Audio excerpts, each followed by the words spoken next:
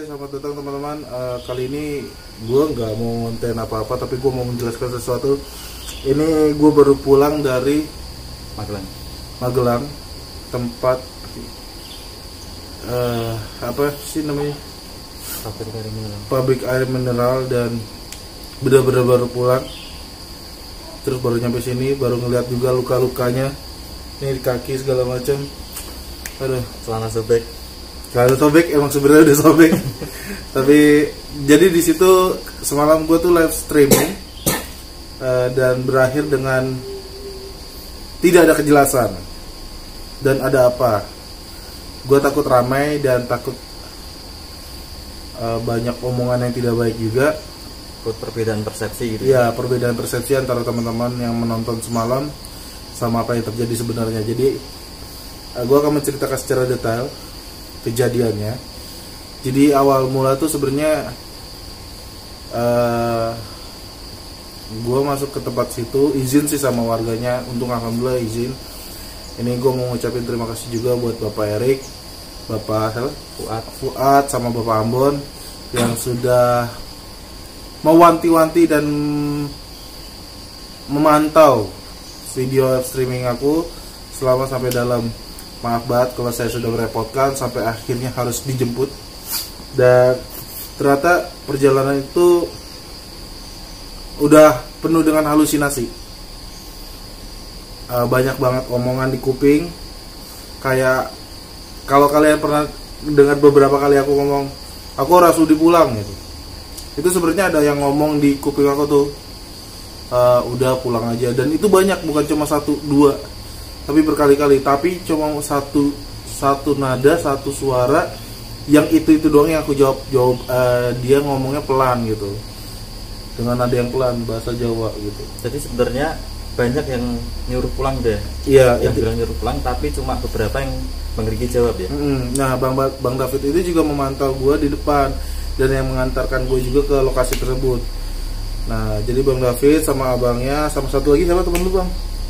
Bang Eko tuh mengantarkan gue sampai gerbang. Lalu mereka balik lagi ke rumah warga. Jadi selama perjalanan di situ gue udah mulai halu sebenarnya. Halu tuh banyak kayak, ini bukan halusinasi sebenarnya ya, tapi emang gue ngerasain. Jujur, ada bisikan di kuping. Terus kalau kalian sempat lihat ada kejadian kelapa jatuh, itu juga ada hubungannya. Di dalam ruangan tidak ada pohon kelapa, tapi ada kelapa jatuh dan kelapanya sudah terbelah gitu kan. Itu ada hubungannya juga, akan gue jelasin secara detail. Jadi gue masuk ke dalam situ, dan kenapa gue terobos dan gue yakin banget gak ada bintang, itu ada jawabannya semua. Jadi sejak pas dari kamar mandi itu, kamar mandi gedung kedua ya? Iya, gedung kedua, dari abang itu kan suruh dari kamar mandi itu kan kita berangkat. Itu bener-bener gue ngikutin arus lurus, cuma nyerang ke kanan dikit udah lurus lagi gitu, nggak ada belok-belok puter-puter. Tapi nyatanya gue diputar. Iya. Jadi Abang Riki itu, misalnya ini tembok kanan, ini tembok kiri. Ini Bang Riki jalannya dari tembok kanan sini, lurus ke belakang, ke gedung paling belakang ya. Iya, gedung ketiga nih, ketiga di sini. Tapi malah arahnya nggak tahu kenapa jalannya tuh ya, jadi muter gini, tembus ke tembok kiri, balik lagi ke arah depan lagi. Nah, itu gue ditemuin sama warga, ada rekamannya juga. Warga nemuin, nyamperin gue sampai ke batas gue di tembok yang gue bilang, wah ini tembok gedung ketiga nih, ternyata bukan. Sedih itu sebenarnya. Nah, itu udah mulai ada bisikin lagi, udah pulang aja sana, pulang gitu. Nah, akhirnya ada suara yang sama ngasih tahu gue juga tuh, udah pulang aja kayak gitu, tapi halus gitu. Udahlah, aku jawab tuh, aku harus pulang gitu kan. Malah teriak lagi. Iya, jadi teriakan tuh gue bahkan sampai kedengaran sampai luar. Iya, sampai luar. Dengan nada tinggi. Padahal itu. Iya, dengan nada tinggi itu 5 hektar ya. 5 hektar. 5 hektar, suaraku sampai menggelegar keluar. Setelah aku ngomong itu, aku dengar dia ketawa. Tapi ketawa bukan ketawa jahat ya, kayak ketawa kayak, oh yaudah silakan kalau mau kuat gitu kan. Kalau mau coba. Akhirnya dipaksa masuk. Nah, pas dari kamar mandi itu tuh ya sebenarnya udah wanti-wanti itu yang kalau kalian lihat, aku ketemu laba-laba itu kan. Sebenarnya aku takut. Tapi karena aku dalam hati udah bilang, wah banyak binatang nih pas ini. Itu ada bisikan lagi, bahasa Jawa juga yang artinya tuh aku nggak bisa ya ngomong bahasa Jawa, tapi aku tahu nih artinya kurang lebih kayak gini. Udah kalau mau masuk binatangnya udah nggak ada. Kayak gitu. Kalau di logika kan rerumputan tinggi ya gitu, pasti ada binatang, entah itu ular atau kadal gitu kan. Tapi itu bener-bener gua nggak nemu binatang selain laba-laba lagi. Kayak paling belalang-belalang doang kan. Wajar sih. Tapi binatang-binatang liar tuh gua nggak nemuin sama sekali, nggak ada. Cuma ada auman geraman kayak singa. Gua nggak tahu itu muncul dari mana, tapi itu selalu muncul dari sisi sebelah kanan. Terus akhirnya yang pas gue ditemuin sama Mas David sempat nyamperin gue. Akhirnya gue memutuskan untuk tidak kembali, tapi gue terusin ke gedung 3 karena gue berpikir ya di situ nggak ada konten kreator horor sampai ke gedung 3 sendirian. Jadi gue udah bertekad bulat banget ingin sampai ke gedung yang ketiga itu sendirian, bener-bener sendirian. Jadi udah nekat aja, bukan nekat sih, karena penasaran juga kenapa gedung 3 itu sangat angker katanya. Warga sendiri aja udah bilang itu bahaya. Salut kalau misalnya berani itu. Ya udah, akhirnya aku paksa akhirnya ketemu gedung 3. Sampai di tempat kayak cucian mobil tuh, itu udah halunya udah mulai kemana-mana. Udah nggak fokus ke kamera ya? Udah nggak fokus ke chat, ke kalian tuh udah nggak fokus. Udah banyak bisikan segala macam, udah banyak yang ngomong di kuping. Bahkan yang perasaan sedih yang tadi mau ke gedung 2 tuh, itu hilang tuh. Itu udah nggak ada. Jadi pas mau di gedung 2 tuh kayak ada perasaan iba sedih gitu kan. Itu nggak tahu muncul kenapa, nggak tahu, masih tanda tanya. Terus akhirnya udah di cucian mobil itu bakar dupa. Bahkan ini ada kejadian lucu. Senter nggak ketemu sama sekali. Menghilang, lenyap. Senter aku tuh lenyap. Padahal tadi dibawa terus ya? Iya, lenyap. Senterku tuh lenyap, bener-bener hilang, nggak ada. Terus ke dalam ruangan, kalau kalian perhatiin kenapa lampunya keredup, pin, karena ada yang ngomong keterangan. Terlalu terang. Iya, terlalu terang.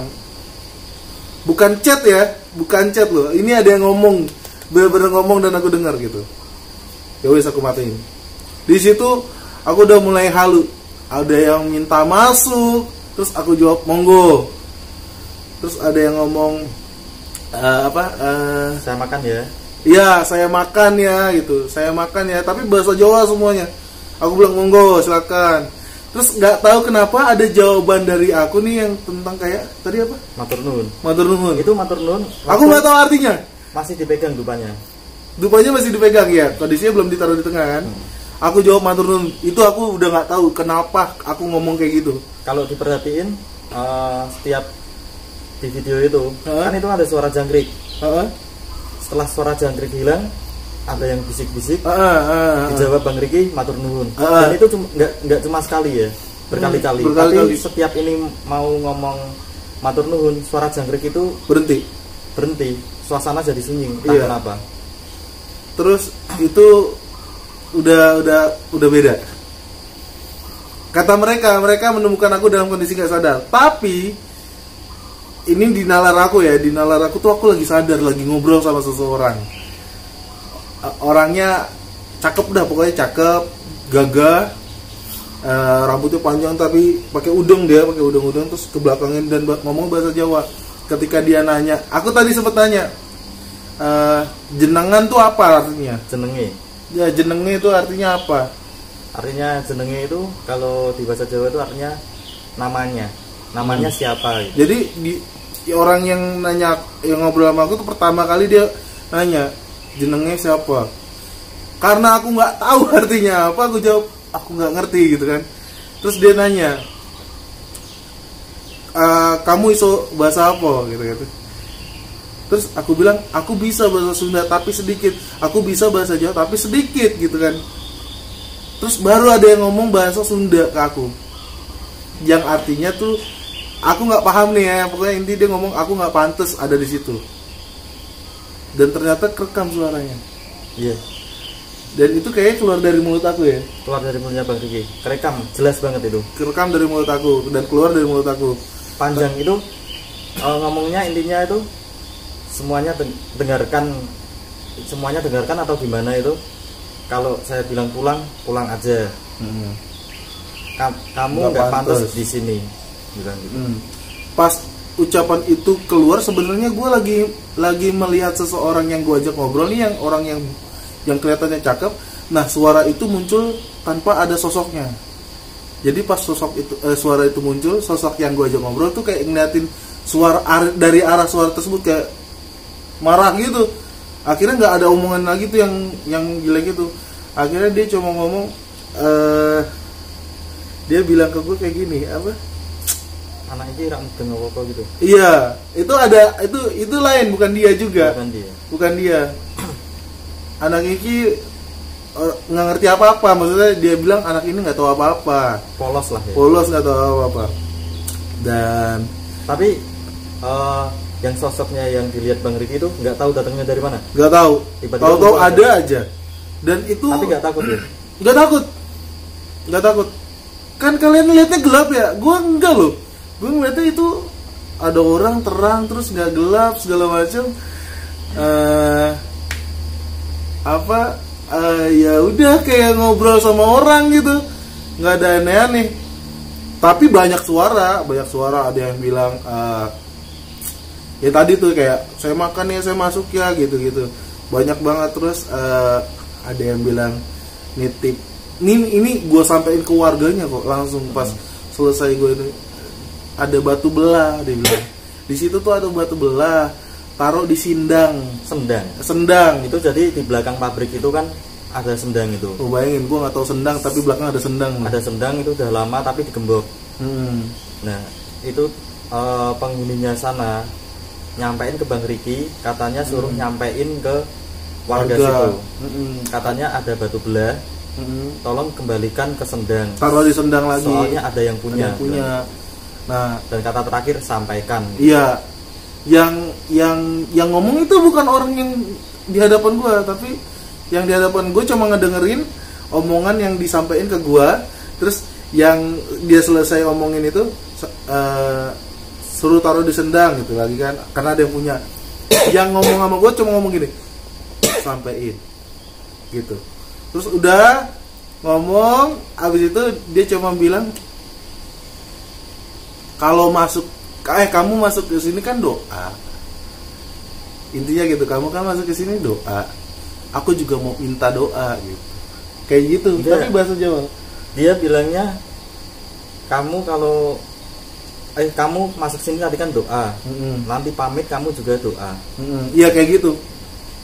Ternyata yang terjadi adalah mereka nemuin gua nih, teman-teman ini, Bang David, warga, 3 bapak-bapak warga ini, sama abangnya Bang David, sama teman abang Mas Eko tuh dalam kondisi tak sadarkan diri, lemas, terus parahnya adalah banyak darah keluar dari mulut. Ya. Ada videonya nanti. Ada videonya, ntar kita kasih lihat. Banyak darah keluar, terus akhirnya panik semua itu. Semua nggak ada yang bisa sempet ngerekam lebih lanjut lagi karena menetralisirkan keadaan dan situasi. Yang terjadi adalah gue tidak sadarkan diri, terus ada sosok ya, ada suara ya yang keluar dari mulut gue sendiri. Sebelum waktu kami semua masuk itu, sebenarnya dalam ruangan itu rame penuh. Ini Bang David yang tahu ya. Rame penuh. Dupa yang di tengah itu disuruh dibawa keluar, soalnya penuh di situ. Jadi penuhnya bukan artian ada banyak manusia, bukan, tapi banyak makhluk gaib di situ. Bahkan gua sampai masih dengar suara geraman singa kayak macan itu, ada orang lewat. Geraman macan tuh berkali-kali terus. Bahkan sampai dengar suara apa sih, kayak kalau apa sih kuku macan tuh? Iya, tapi jalan kedengeran gitu. Gitu-gitu. Itu serem banget sih asli. Serem banget. Terus pas bangun nih, gue kayak bingung loh, kok rame ini, ada teman-teman gitu, kayak bingung, nggak ada apa-apa gitu. Tapi sebelum bangun itu sebenarnya ada sosok yang masukin Bang Riki. Waktu kita semua masuk, kita ngeluarin dupa itu, tiba-tiba yang sosok yang masukin Bang Riki tadi mengucap salam, Assalamualaikum. Dia bilang gitu. Kita jawab Waalaikumsalam. Lalu kita juga mengutarakan, kita intinya minta maaf karena sudah intinya kurang sopan lah, juga mengganggu ketenangan di sana. Terus intinya juga sosok yang di Bang Riki, yang masuk di Bang Riki itu disuruh keluar. Dianya pun cuma jawab C itu artinya dalam bahasa Indonesia itu nanti. Nanti aku mau minta doa. Dia bilang gitu. Dia cuma minta doa. Itu sebenarnya juga peringatan buat kita semua ya. Orang makhluk yang nggak terlihat seperti itu, dia juga masih ingat sama penciptanya. Iya benar. Gua juga sadar, nggak sadar sama sekali. Kenapa kita manusia itu juga ada yang udah nggak ingat sama pencipta kita. Kita intinya dianjurkan untuk tetaplah ingat dengan pencipta kita dan terus berdoa. Setelah kita doakan tadi, dia baru mau keluar, dan sebelum keluar dia bilang matur nuwun, yang artinya terima kasih. Setelah itu dia ucap salam, Assalamualaikum. Lalu keluar langsung udah. Tuh merinding tuh. Terus gue nggak tahu ya, gue ngerasa nggak merem, nggak melek gitu ya. Tahu pas gue lihat kok rame, ada apa ini? Bingung nggak? Ada videonya kok pas gue bangun tuh. Iya, ada. Kayak orang linglung, kayak ada apa sih? Ada apa sih? Masih ada darahnya sih. Iya, masih ada bekas darah-darah itu. Dan gue kayak nggak ngerasa apa-apa, nggak sakit apa, tapi katanya ada yang nampar ternyata ya. Iya. Katanya ada yang nampar, tapi kan di video itu waktu video live streamingnya ada sempat ada suara tamparan, nggak tamparan itu. Oke. Jelas suaranya. Kita semua panik loh waktu masuk, udah posisinya gini, kepalanya naik gini, matanya itu putih semua, yang hitam di atas. Dan sini keluar darah semua. Pas Bang David masuk sama teman-teman tuh. Iya. Itu sebenarnya gue udah nggak sadar, nggak tahu. Yang gue tahu gue cuma lagi ngobrol sama orang aja. Itu sosoknya itu. Dan warga situ ya taunya gedung yang ketiga itu adalah gedung paling angker. Dan maaf buat tadi yang banyak yang ngechat tim masuk. Sebenarnya waktu kalian chat seperti itu, kita semua udah masuk. Cuma kan kita nggak bisa masuk panik sambil balas chat kan. Sebenarnya itu udah masuk karena memang perjalanan jalannya jauh.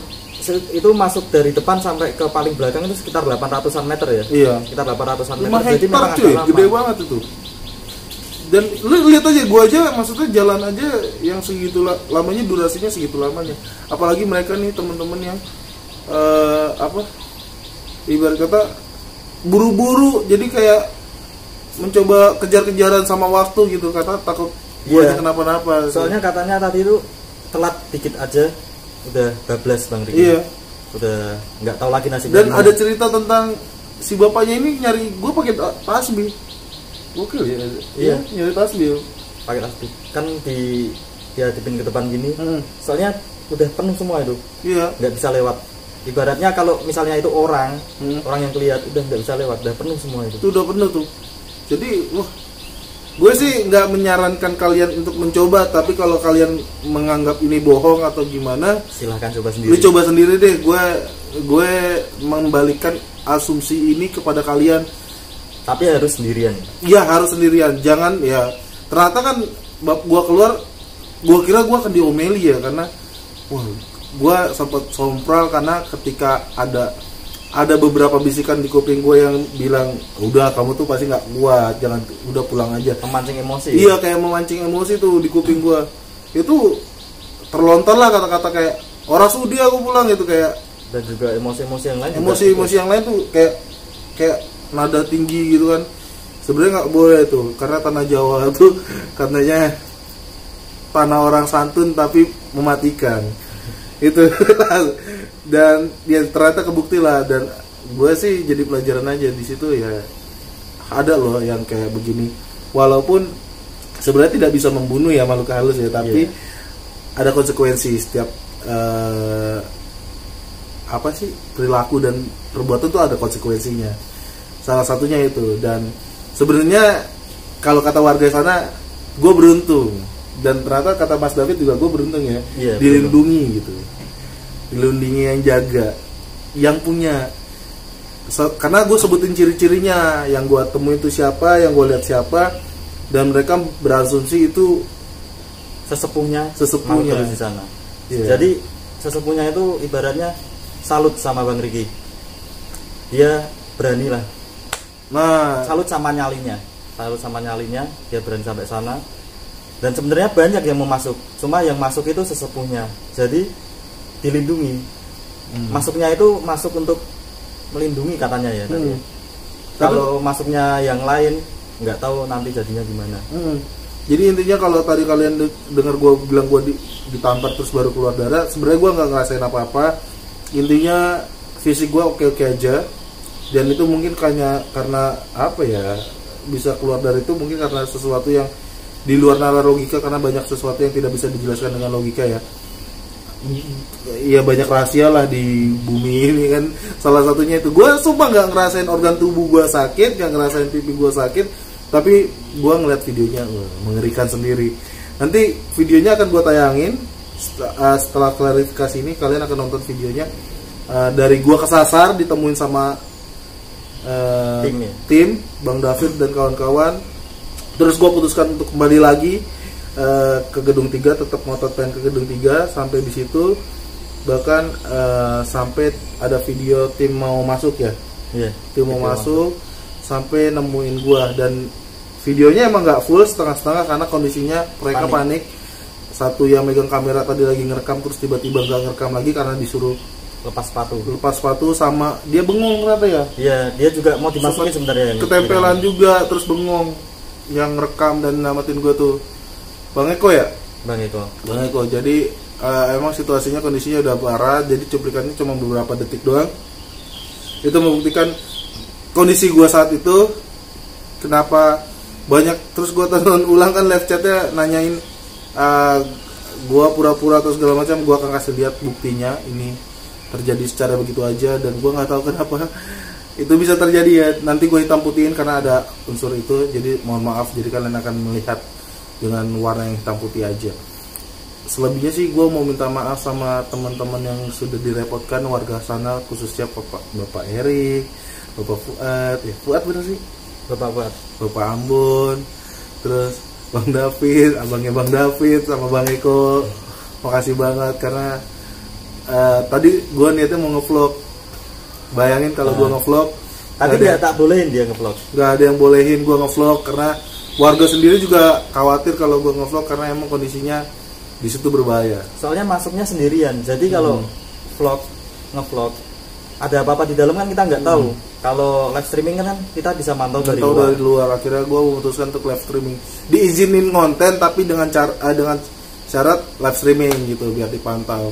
Gak kebayang kalau gue hilang di semak-semak gitu kan, atau hilang di tempat yang tidak diketahui. Ternyata ada sendang loh, gue nggak tahu di situ ada sendang.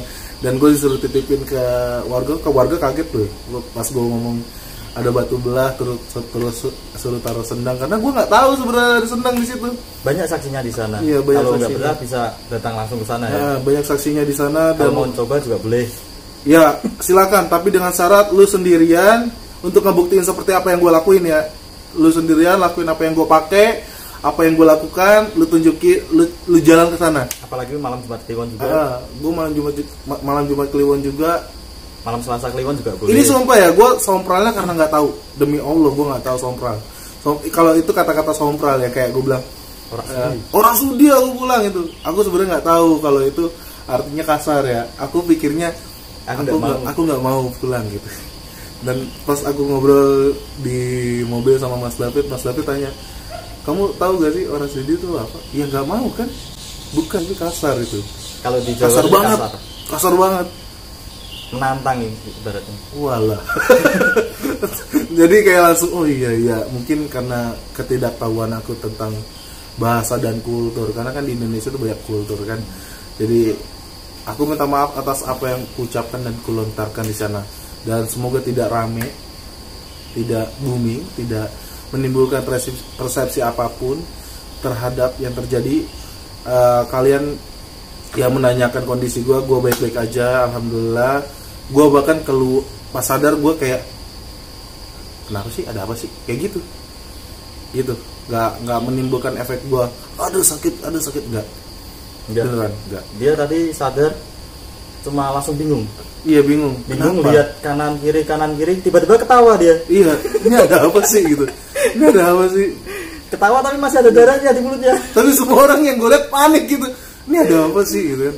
Dan gue kayak nggak ngerasa apa-apa aja, tapi beneran ini nyata, gue nggak bohong. Tapi setelah dia ngelap mulutnya gini, ada darah. Kaget gue, kaget. Itu banyak banget sampai kesini banyak banget, bukan dikit ya, banyak banget ya. Gue jadi merinding kalau ngeliat videonya, tapi gue akan ngasih lihat videonya kok hitam putih, tapi ya cari hitam putih. Dan ini nggak kelar sampai situ aja ya ternyata ya. Pas pulang pun sampai sini juga masih ada sesuatu yang terjadi, tapi ya udahlah. Sudah selesai lah, semuanya sudah bersih juga. Sisa-sisa mungkin tadi. Sisa-sisa doang tadi sampai sini. Ya sudahlah. Ini jadi pelajaran ternyata kalian di luar sana yang menganggap apapun yang gue lakukan itu settingan atau gimana, cobain aja. Ada di Magelang, daerah mana mas? Dusun Sogaten, Kecamatan Martoyudan. Tuh, datang ke situ, lu buktiin, tapi sendiri. Kalau nggak percaya juga tentang Bang Riki tadi, bisa tanya warga sana yang rumahnya di sebelahnya persis samping di rumahnya. Namanya Pak Fuad. Kalian harus minta izin sama di sana. Harus itu. Jadi sempat beberapa orang yang bikin konten ke sana main masuk aja diteriakin sama warga sana. Soalnya harus izin karena kemungkinan kalian keluar nggak bisa keluar tuh bisa. Nyatanya tadi kesasar kan? Kesasar gua. Itu kalau di Jawa itu istilahnya oyot nimang. Jadi diputerin terus di situ. Dan anehnya di Semarang tuh banyak rumah-rumah angker benar-benar kosong yang nggak boleh sembarangan kita masuk karena ada istilah apa mas? Rumah tumbal tuh. Oh, pesugihan itu ya? Iya. Rumah muda atau apa? Dibikin rumah sengaja tapi nggak ditempatin. Hati. Jadi jangan sembarangan masuk di Semarang tuh. Tapi tadi warga sana pada salut tuh. Keluar malah dikasih jempol tadi. Iya, gue udah mikir wah habis nih gue dihujat nih. Habis nih gue diomel-omelin nih, sompral nih segala macam. Ternyata warga sana nggak ada yang berani masuk dan mereka memberi acungan jempol terhadap gue karena gue berani masuk ke sana ujung ke gedung 3 ya. Iya, ada warga sana yang berani, cuma kan juga sopan gitu. Memang warga sana, jadi nggak apa-apa di sana. Dan banyak kasus terjadi hal aneh di situ udah. Banyak banget, dari kelinci jadi batu. Terus ada orang yang sengaja mesum di sana terus ditongolin sesuatu. Akhirnya dia keluar sampai nggak pakai apa-apa gitu. Banyak hal yang terjadi di sana. Jadi kalau kalian bilang itu tempatnya fake, gue saranin coba aja, tapi sendiri, jangan berdua, karena hampir rata-rata katanya ya yang kesana tuh rame-rame. Termasuk abang datang rame-rame. Kesana rame-rame. Tanya ya, dia bikin konten kesana rame-rame. Bertiga, terus cuma ninggalin kamera di gedung kedua. Yang gedung ketiga nggak ninggalin kamera, cuma kita explore aja.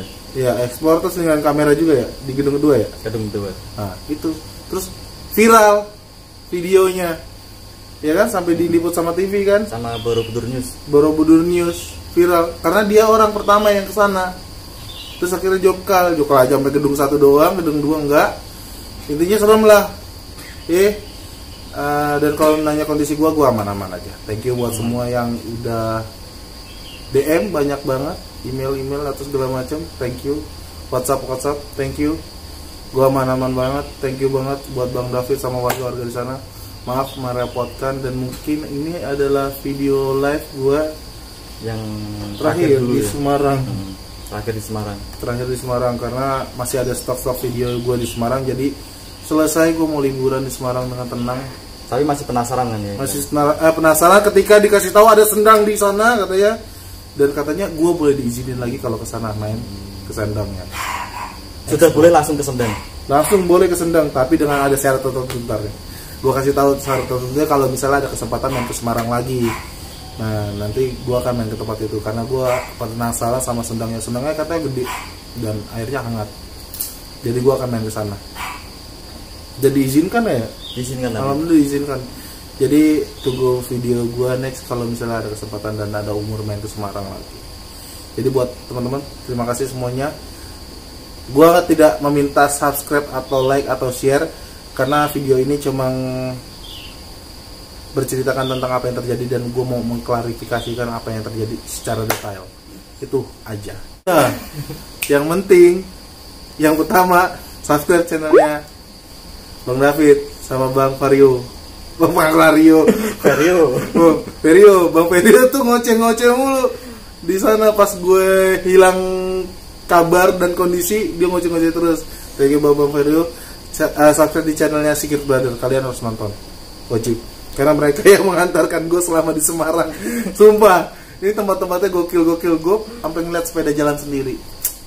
Jadi thank you banget semuanya. Subscribe ya. Subscribe, jangan lupa. See you next time.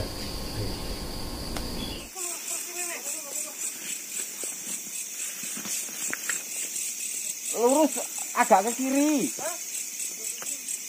Agak ke kiri lurus mentok itu loh, itu gedungnya kelihatan tuh. Hah?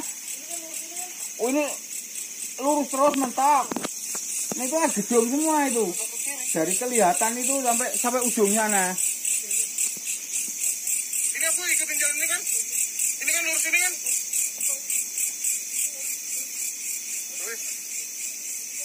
Wen ikutin tembok itu loh. Tembok ini lurus mentok sana. Iya tembok itu ini ya bener lurus kan mentok. Belok kanan itu gedung semua itu. Oke. Bisa udah. Tembok tadi. Ini. Ikutin tembok ini.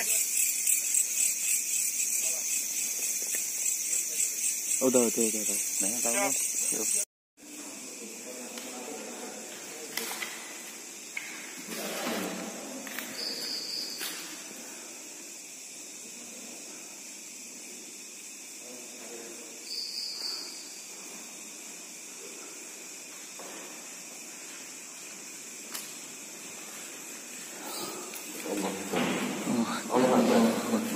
Allahu Akbar. Allahu Akbar. Allahu Akbar. Allahu Akbar. Allahu Akbar. Patungnya dilepas dulu. Bang Riki aman. Bang Riki aman. Yuk, pakai dulu sepatunya. Aman. Keluar dulu aja. Bon.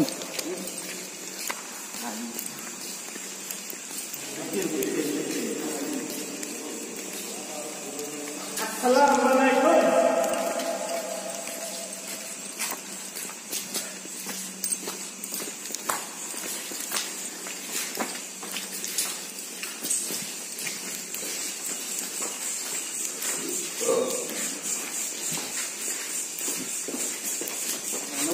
Bang itu teh hangat ya Mas.